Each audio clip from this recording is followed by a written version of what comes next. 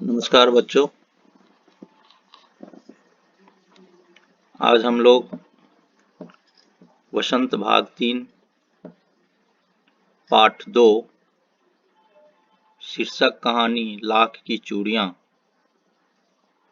पढ़ेंगे। लाख की चूड़ियां कहानी के लेखक का नाम कामता नाथ। तो आइए इस पाठ के विषय में जानकारी प्राप्त करते हैं। लाख की चूड़ियां। प्रस्तुत पाठ लाख की चूड़ियां कहानी में लेखक कामता नाथ शहरी और औद्योगिक विकास के कारण गांव में घरेलू उद्योगों के समाप्त होने के साथ साथ सांस्कृतिक और आर्थिक नुकसान होने के कारणों का वर्णन किए हैं। बच्चों, इसमें शहरी और औद्योगिक विकास के विषय में बताया गया है। शहरी मतलब टाउन एरिया, औद्योगिक विकास मतलब इंडस्ट्रियल डेवलपमेंट। तो शहरी क्षेत्र में टाउन एरिया में जो इंडस्ट्रियल डेवलपमेंट हो रहा है उससे गांव में घरेलू उद्योगों के समाप्त होने का खतरा उत्पन्न हो जाता है।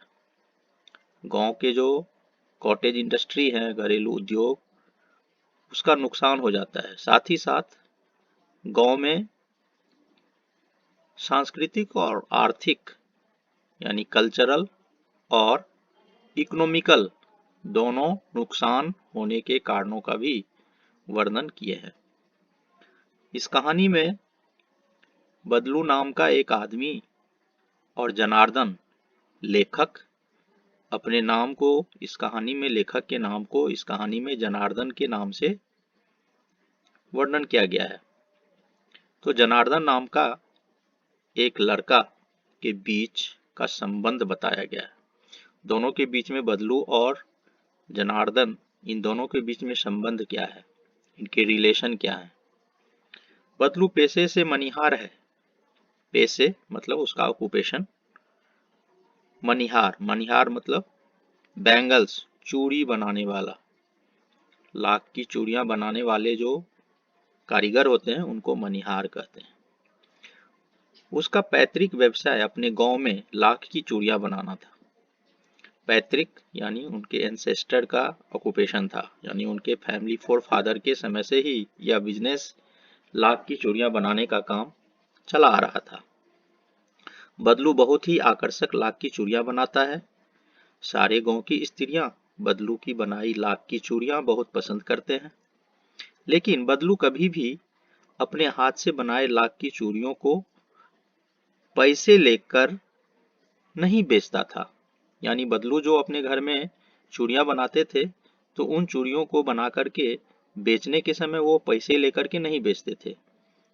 बदलू वस्तु विनिमय के तरीके से लोगों को चूड़ियां देता था।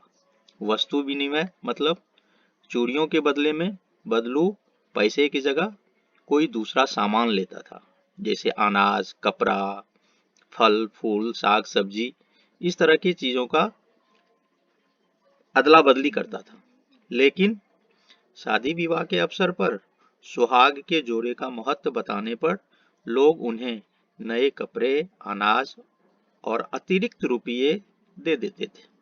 लेकिन जब शादी विवाह का समय आता था, गांव देहात में लड़कियों की जब शादी होती थी तो उस समय बदलू इस लाख की चूड़ियों के महत्व को बताते थे, सुहाग के जोड़े का महत्व।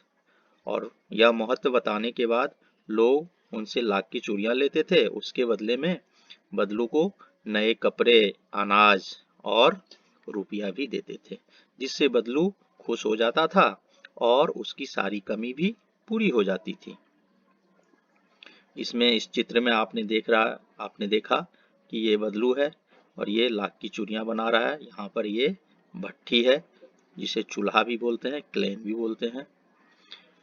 अब इसमें इस चित्र में देखिए आप, ये बदलू है और इसके सामने जो बैठा एक बालक है, यही लेखक हैं और लेखक का नाम इस कहानी में क्या है? जनार्दन है। तो सारे गांव में बदलू सबसे अच्छा आदमी था बदलू को उस छोटे से बालक जनार्दन से बहुत स्नेह था। स्नेह मतलब प्यार था, लगाव था। वह सुंदर सुंदर लाख की गोलियां बनाकर बालक जनार्दन को देते थे। जब जनार्दन के स्कूल में गर्मी की छुट्टी हो जाती थी, तब वह अपने मामा के गांव आकर बदलू से मिलने जाता था। यानी बदलू और इस बालक जनार्दन के बीच में क्या संबंध था?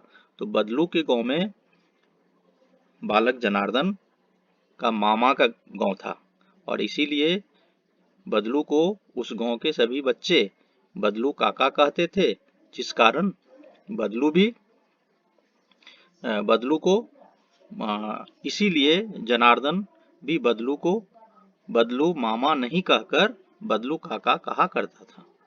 बदलू मामा प्यार से बालक जनार्दन को बैठने के लिए मोढ़ा देते, खाने के लिए मलाई और आम देते थे।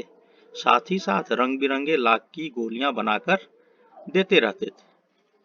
जनार्दन रंग बिरंगे लाख की गोलियां पाकर बहुत खुश हो जाता था। इस प्रकार दोनों के बीच बातचीत भी होती रहती थी। बदलू चूड़ियां भी बनाता था और जनार्दन से उसकी पढ़ाई के विषय में, घर के विषय में, शहरी जीवन के विषय में भी पूछता था। जब जनार्दन कहता था कि आजकल शहर में सभी औरतें कांच की चूड़ियां ही पहनती है, तब बदलू को बहुत दुख होता था। वह जनार्दन को दुखी मन से कहते थे कि लला, लाख की चूड़ियां पहनने से कलाई में मोच आ जाती है। यह बात बदलू इसलिए कहते थे क्योंकि बदलू को कांच की चूड़ियों से बहुत चिढ़ था। बदलू कौन सी चूड़ियां बनाता था?